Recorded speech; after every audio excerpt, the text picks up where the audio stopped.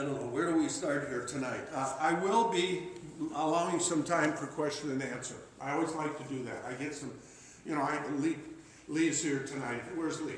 Put your hand up, Lee. Where are you? Am I missing it? There he is. Okay. I've got 7,000 items in my personal collection of Minnesota Twins memorabilia. The last time I counted Lee's collection, he had over 165,000 cards. Yeah, okay. So Lee's got baseball cards, and they're not just cards from even my time, from 50s, 60s, and 70s. He's got probably one of the finest collections of cards in the United States. So I've got some real co-spirits here tonight, and I'm really glad to have sat down and able to talk with Lee.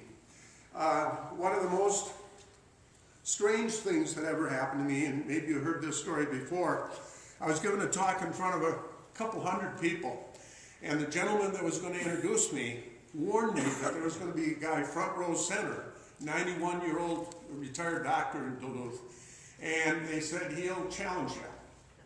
That if the topic is agates, he knows about agates. If the topic is flowers, he knows about flowers, and he loves baseball. And he said he's a great guy, but he's a little abrasive.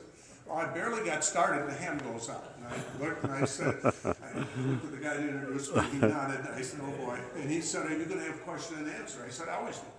And he said, because I know more than you. And I said, well, that's cool, we'll have question. He said, no, I'm serious, I do.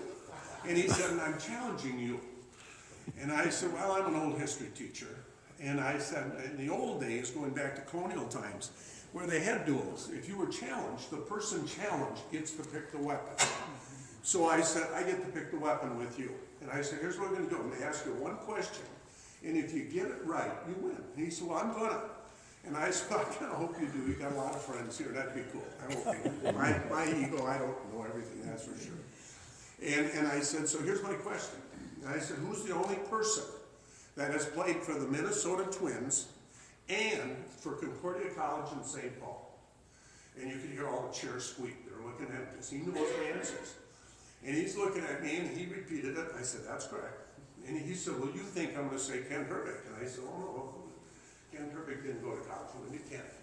And he said, well, that isn't my answer. I was thinking out loud. I said, no, you're good.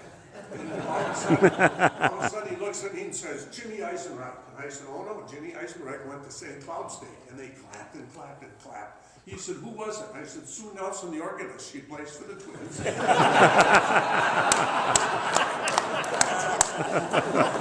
So, you got to have one of those in your back pocket. I had supper with him afterwards. He was a great guy. It's probably a good thing we didn't have question and answer because he was a very intelligent human being. So, you never know. So, but seriously, if you've got questions, don't be afraid to shout them out after a while, or anytime as far as that goes, because already some people have asked some interesting things.